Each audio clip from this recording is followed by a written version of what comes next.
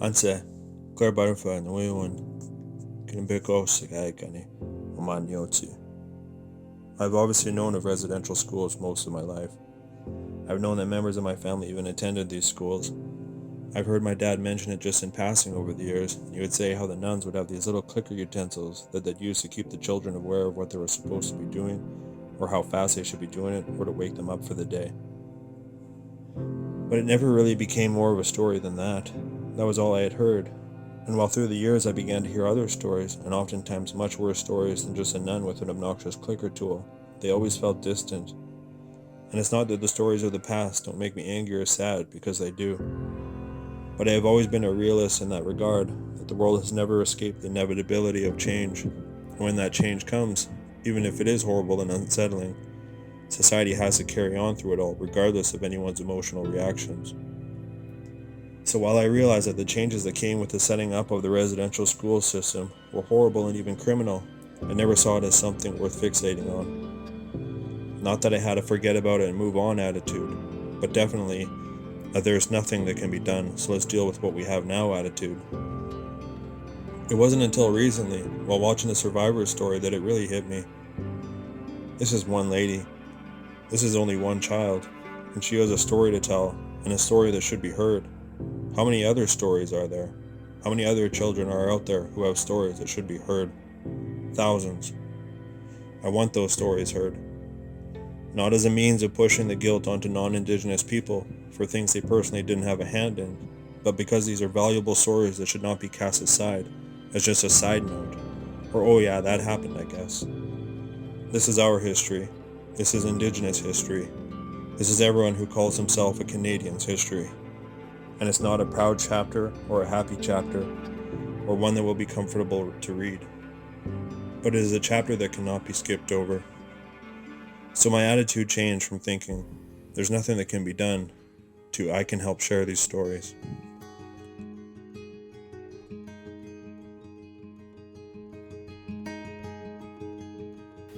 Tanse kamioko peonitsikason, Flora Northwest.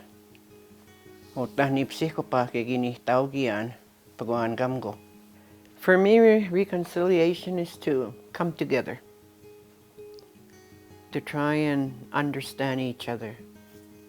If I'm talking to a non-Indigenous person, I'm hoping that person will be able to understand where I'm coming from, to understand who I am because of what happened.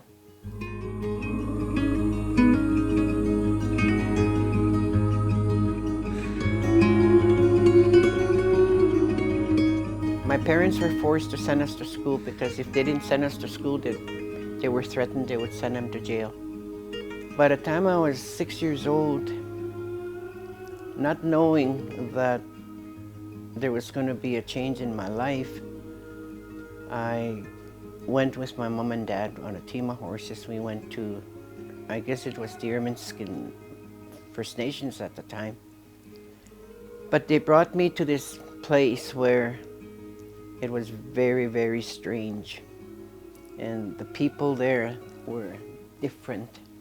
Not knowing that these were the priests, and I didn't understand why I was there, why they took me there. And it was really scary. I was screaming and crying. I didn't want to get off the wagon. My dad, they said, you have to stay in Cree. And then I think they might have told me that I couldn't speak my language. I think that was the first thing that was told to me. I couldn't speak my language. I didn't understand why I couldn't speak my language. And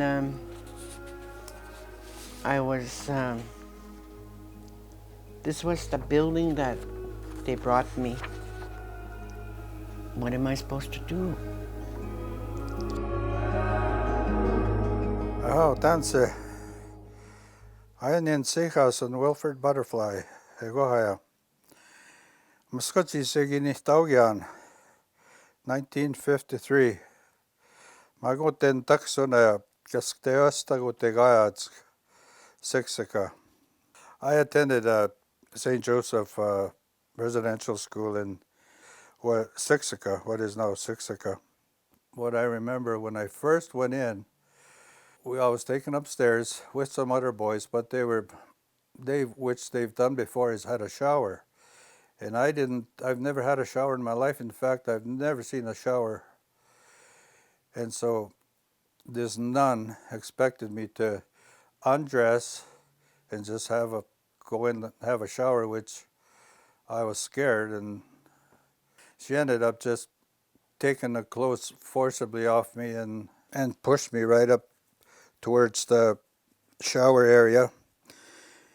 And the floor was pretty slippery. So I slipped on this floor. Of course, I started crying. And then she just comes right over, and I'm laying on the floor, and she picks me up by the hair and pulls me up.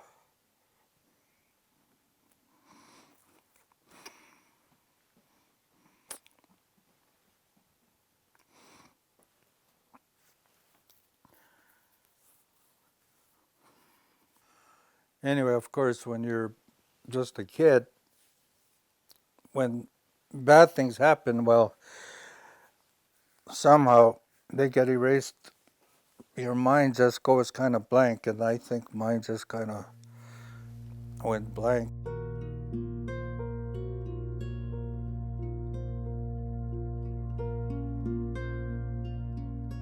From the time we got up, we were yelled at.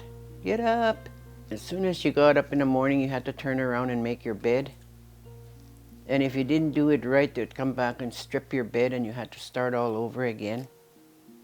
And if kids wet their beds, you know, they had to parade in front of everybody to shame them.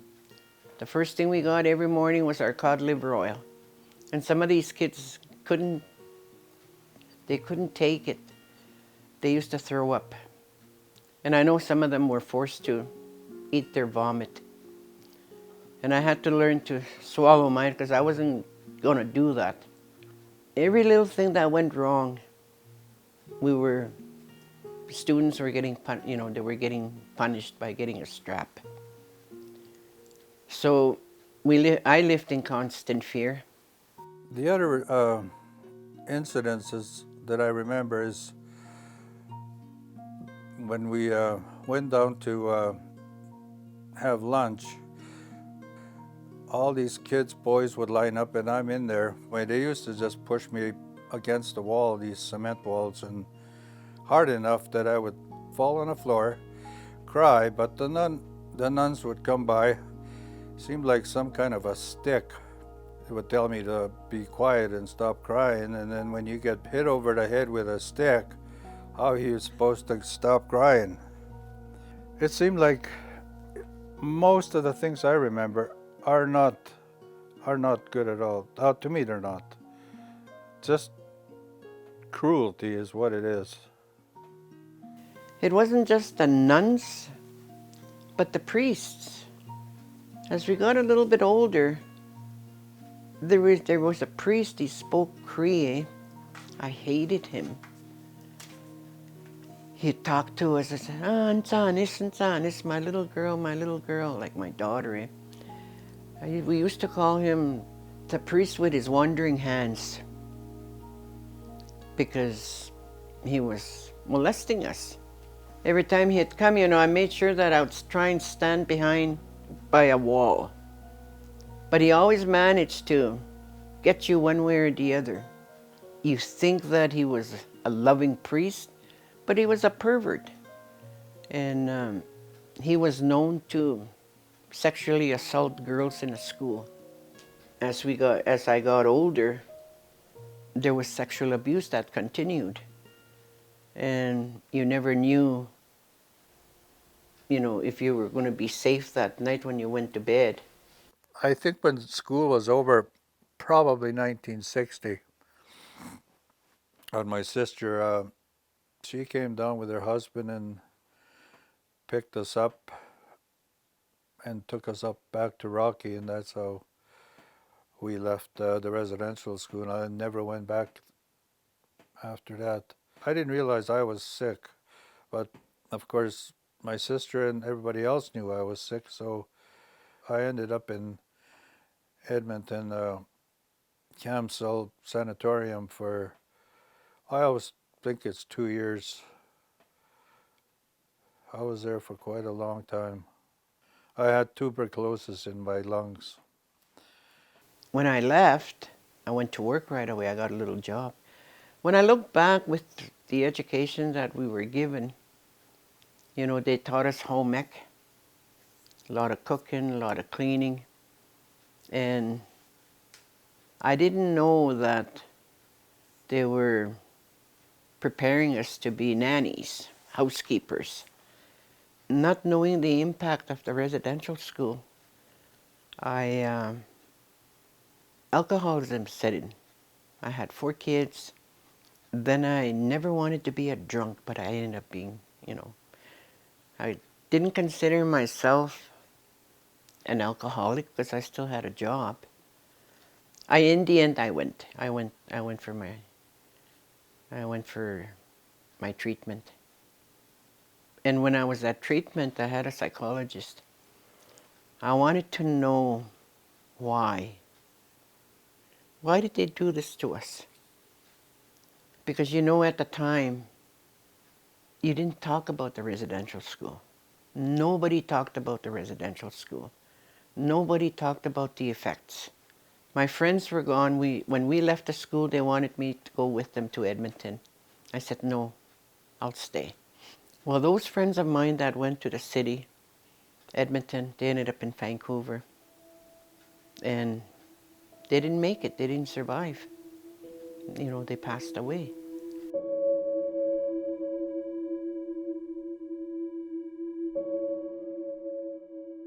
I started drinking, I think, when I was about 12.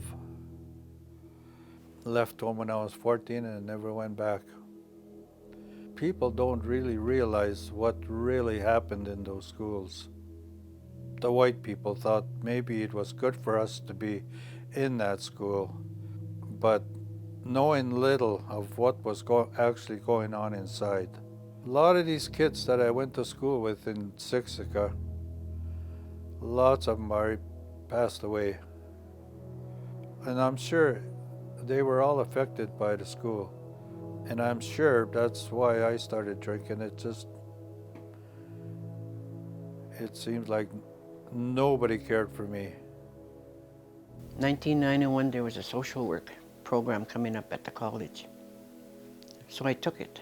1992, we had Professor Walter Lightning that told us that we were going to do the study of the residential school. And I said, I've been there. When we did the study, that's when we found out that the government of Canada came up with that policy, and every residential school had a cemetery. They had incinerators. And why did they come up with cemeteries? But every school had one.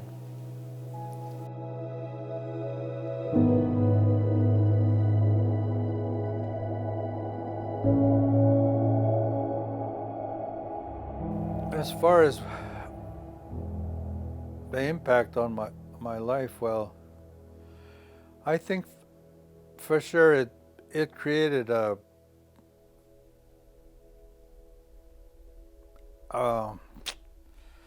anger in me, and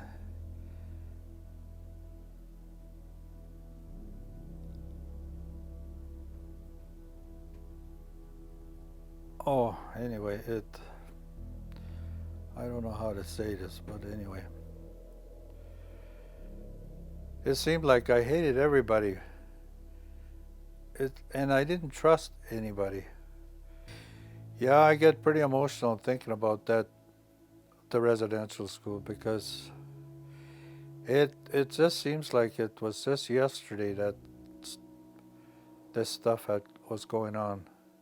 Today, when you look at the trauma When you look at the intergenerational impact of the residential school, we still see it. There's so many of our people that are homeless, so many of our people that are going through addictions, alcohol, drugs, and they're dying on the street.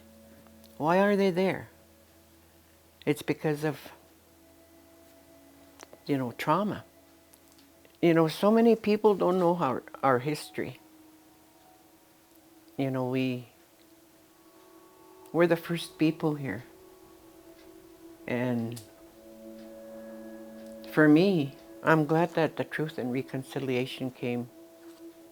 I remember when they did the Royal Commission and how the Royal Commission was able to look at these issues, and one of them was the residential school.